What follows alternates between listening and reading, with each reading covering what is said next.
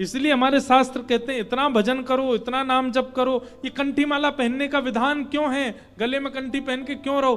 कब प्राण निकल जाए क्या पता। कम से कम हमारा देह जब प्राण त्यागे उस समय तुलसी जी तो हमारे तन से स्पर्श कर रही हो, इसलिए कंठी पहनते हैं। क्यों? एक चिता बनाई जाती है, चिता में उस देह को पधरा करके एक प्रकार से जब कोई व्यक्ति अंतिम संस्कार करता है ना, तो ध्यान से सुनिएगा, पंडित जी उस समय भी कुछ मंत्र उच्चारण करके कहते हैं स्वाहा, मतलब अब इस देह का भी हम आपको अर्पण करते हैं, ठाकुर जी इसको स्वीकार करो। हवन में अर्पित की गई हर वस्तु ठाकुर जी के मुख के समान, मतलब ठाकुर जी उसको पा रहे हैं। ध्यानपूर्वक सुनिएगा। एक प्रकार से हवन क्या है? हवन भगवान का मुख है। सभी देवी देवताओं का आह्वान करके हम उसमें आहुति डाल करके अग्नि के द्वारा भगवान का पोषण, भगवान को पवा रहे हैं। अंतिम संस्कार में हम देह को जला करके एक प्रकार से उस देह को भगवान को अर्पित कर देते हैं, और भगवान तब तक नहीं पाते जब तक तुलसी जी का स्पर्श नहीं हो। इसलिए उस देह से तुलसी का स्पर्श हो रहा हो, जब उसके प्राण निकले हो, तो निश्चित है कि भगवत प्राप्ति हो जाएगी। लेकिन अगर व्यक्ति ने केवल तुलसी पहनी, नियमों का पालन नहीं किया, नियमों का पालन मतलब एक ही नियम है तुलसी जी का, क्या? कि तुलसी धारण करने के बाद कंठ से नीचे अपवित्र वस्तु नहीं जानी चाहिए आपके मुख में।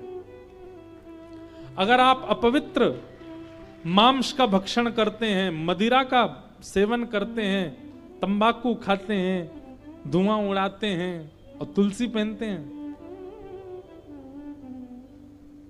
वो तुलसी नहीं फिर काष्ठ है, और मृत्यु के बाद में तुलसी का अपमान करने का दंड और मिलेगा।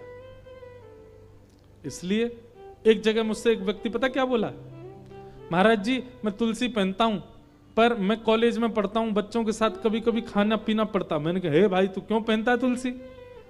बोले नहीं, जब खाने पीने जाते हैं तुलसी उतार देता हूं।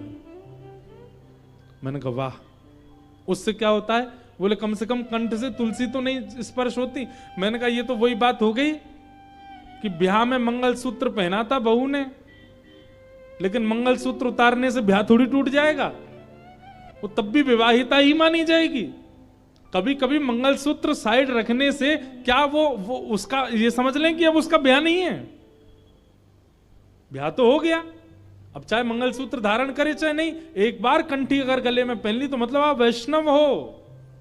उसके बाद आपकी खान पान की शुद्धता अगर नहीं है, दंड तो मिलेगा।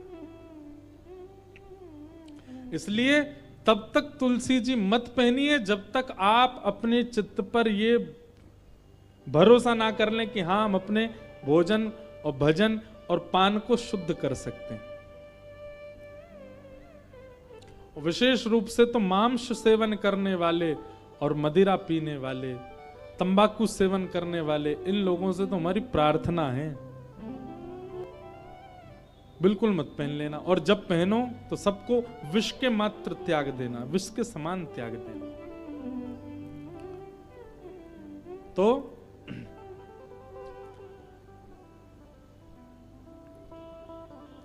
हम जीवन भर कुछ भी करें, पर अंतिम क्षण में हमारे मुख से जो शब्द उच्चरित होता है, हमारे चित्त में जो होता है, हमारे मन में जो होता है, उसी से हमारी गति निश्चित होती है।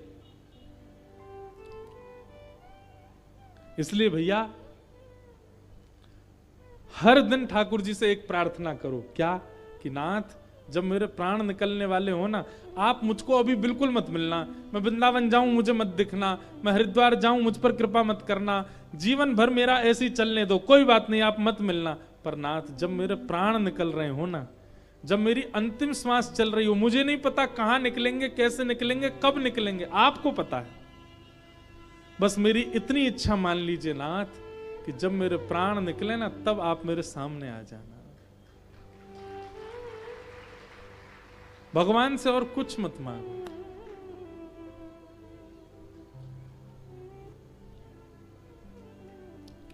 भक्तमाल जी के कथा में एक प्रसंग ऐसा भक्तमाल जी के विषय में सुनाया जाता है कि अगर अंतिम श्वास निकल रही हो और उस समय भागवत जी, रामचरितमानस या इस प्रकार के वैदिक ग्रंथ या भक्तमाल जी अगर हमारी छाती पर रखी हों,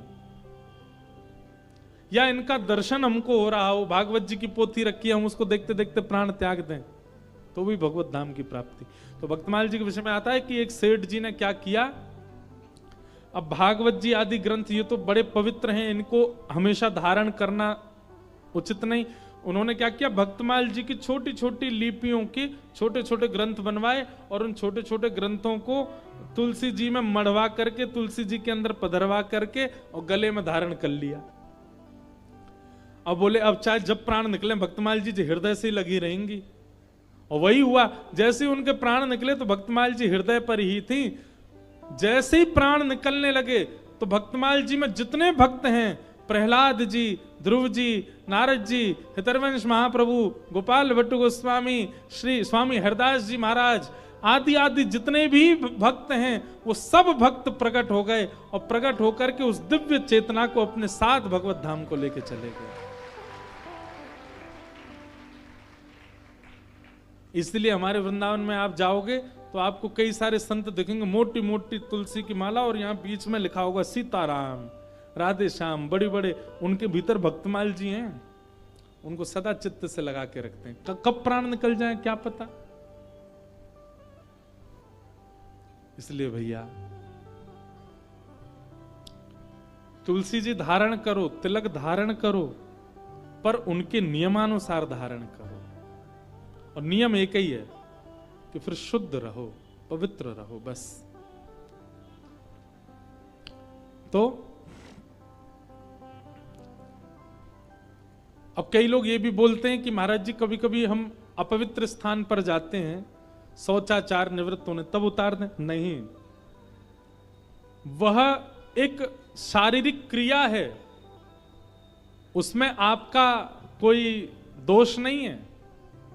वो शारीरिक क्रिया, ऐसे तो घर में भी तो झाड़ू लगाते हैं, उसको भी साफ करते हैं हम, ठीक वैसे ही तन जो है, तन के भीतर भगवान रहते हैं, तन भी एक स्थान है भगवान का, तन भी देवालय है, उस तन को हम साफ मात्र कर रहे हैं। उस समय ये भावना नहीं रखनी कि हमको उसका त्याग, वो एक शारीरिक धर्म है। शौचाचार एक प्रकार से अपवित्र स्थिति है, हम उसके बाद स्नान करते हैं, शुद्ध करते हैं स्वयं को, परंतु वह शरीर का धर्म भी है, वो करना आवश्यक है। इसलिए उस स्थिति में ये विचार ना करें कि वो अपवित्र स्थिति, हम तुलसी उतार दें क्या, पहनो।